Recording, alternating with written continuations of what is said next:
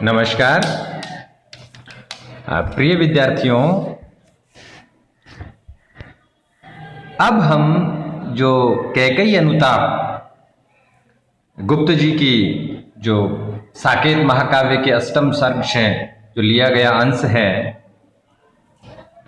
उसमें आगे देखते हैं। हमने यहां तक देख लिया था जो प्रभु श्री राम ने अभिप्सित शब्द का प्रयोग करके और भरत का इच्छित जो जानना चाहा था उसके प्रति उत्तर में भरत जी ने जो अपनी बात, मन की पीड़ा और व्यथा कही थी, और उसके बाद अब जब भरत जी का कहना पूर्ण होता है और वो अपने मन के भाव को जब कह देते हैं, उसके बाद प्रभु ने भाई को पकड़ हृदय पर खींचा, रोदन जल से सविनाद उन्हें फिर सींचा। अब देखिए, जैसे ही भरत जी की मन की पीड़ा को शब्दों के माध्यम से प्रभु ने ग्रहण किया, उसके बाद तुरंत ही प्रभु के हृदय में एक ऐसा भाव जगा, उन्होंने भाई को पकड़ हृदय पर खींचा। अब वो प्रभु की अपने स्तर से पुनः बड़े भाई के स्तर पर उतर आते हैं और अपने हृदय पर खींचते, प्रेम भाव से अपने हृदय से लगाते हैं। रोदन जल से सविनाद उन्हें फिर सींचा, और फिर अपने शब्द के माध्यम से छाती से लगाकर जो उनके भ्रातृत्व भाव के कारण उनकी आंखों में जो अश्रु आ गए थे, आनंद भाव के कि देखिए मेरा ऐसा भाई है, तो उन्होंने अपने भाई भरत पर उसको सींच दिया उसके अपने आंसुओं से। यानी उसके भ्रातृत्व भाव को, उसके प्रेम भाव को, भरत जी का जो प्रेम भाव था उसको प्रभु ने एक तरह से अपने स्वयं की आंखों के अश्रुओं से सींच दिया। उसके आशय की ठाई मिलेगी किसको, जनकर जननी ही जान न पाई जिसको।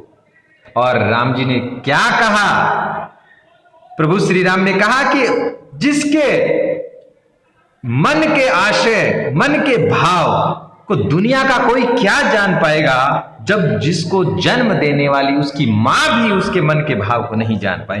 उसके आशय की ठाई मिलेगी किसको, जनकर जननी ही जान न पाई जिसको। यानी जिसने जिसको जन्म दिया वो माता स्वयं जिसके हृदय के भाव को, मन के भाव को, आत्म के भाव को नहीं जान पाई, ऐसे भरत जी, ऐसे भाई भरत के हृदय की था, उसके हृदय के भाव को कोई कैसे जान सकता है। और जैसे ही प्रभु ने ये शब्द कहे, ये सच है तो अब लौट चलो तुम घर को, ये सच है तो अब लौट चलो तुम घर को, चौंके सब सुनकर अटल कैकेयी स्वर को। और जैसे ही प्रभु के ये शब्द सुने तो उस सभा में बैठी हुई कैकेयी ने क्या कहा, अगर ये सच है कि जिसने जिसको जन्म दिया वो ही उसके मन के भाव को नहीं जान पाई, और ये सबसे बड़ा सत्य है, तो कैकेयी ने कहा तो अब तुम पुनः घर लौट चलो, प्रभु राम तुम घर लौट चलो। चौंके सब सुनकर अटल कैकेयी स्वर को, और सभा के बीच में जितने भी लोग बैठे हुए थे सारे लोग उस कैकेयी के इस अटल स्वर को सुन करके चौंक पड़े।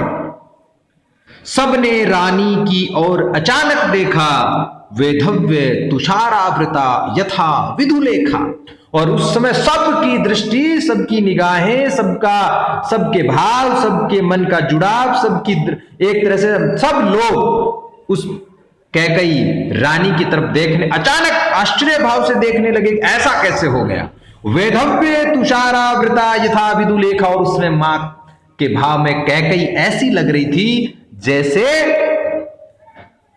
वेधव्य तुषारावृता यथा विधुलेखा, जैसे कोई चंद्रमा की जो किरण होती है उसके ऊपर तुषारावृत पाले का जो कोहरे का, उसका जो प्रभाव, दबाव जो पड़ जाता है, वैसे ही वो अपने वेधव्य के वस्त्र में, विधवा होने वाले वस्त्रों में इस प्रकार लग रही थी जैसे कोई तुषारावृता यथा विधुलेखा, जैसे कोई विधु चंद्रमा की जो लेखा है, जो उसकी किरण है, उसकी चमक है, उस पर तुषारापात हो गया।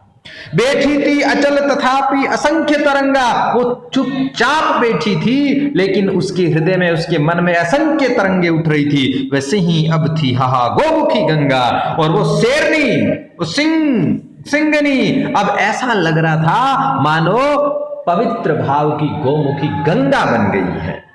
यानी जो हिंसा का भाव उसके मन में था, जो परिवार में जिस प्रकार से उन्होंने राम जी के वनवास वाली जो घटनाएं घटित करवाई थी, वो एक तरह से विनाशक जो भाव था, अब वो विनाशक भाव खत्म हो गया और गोमुखी पवित्र भाव वाली वो गंगा जैसी बन गई। और यहां गोमुखी गंगा कहने के कई अर्थ है, उसके श्वेत वस्त्र, आत्म की पवित्रता, सब कुछ जो परिवर्तन हुआ, इसलिए गोमुखी गंगा का प्रयोग किया गया।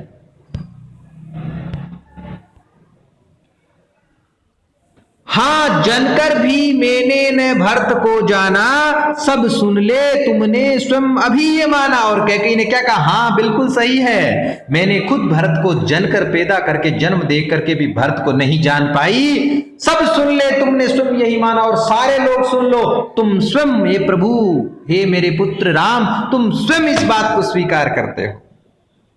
ये सच है तो फिर लौट चलो घर भैया, अपराधीन हूं मैं तात तुम्हारी मैया। अगर ये सच है जो तुम कह रहे हो, जो भरत की जो इच्छा को अगर आप तुम समझ रहे हो, तो फिर तुम घर लौट चलो। मैं अपराधीन हूं और तुम मेरे प्रिय हो, फिर भी मैं तुम्हारी मां। दुर्बलता का ही चिन्ह विशेष शपथ है, पर अबला जन के लिए कौन सा पथ है।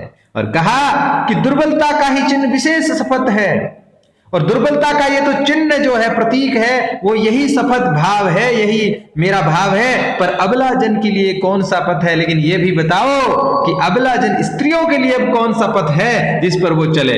यदि मैं उकसाई गई भरत से होऊं, तो पति समान ही स्वयं पुत्र को भी खोऊं। अगर मैं भरत के द्वारा उकसाई हुई कि भरत की इच्छा होती राजपद पाने की, उसने मुझे उकसाया होता, तो मैं ऐसा कभी नहीं करती कि एक तो पति खोया और एक पुत्र भी खोया हुआ महसूस कर रही। तो अब तक इसमें इतना ही, अगली क्लास में अगले पे बात करें।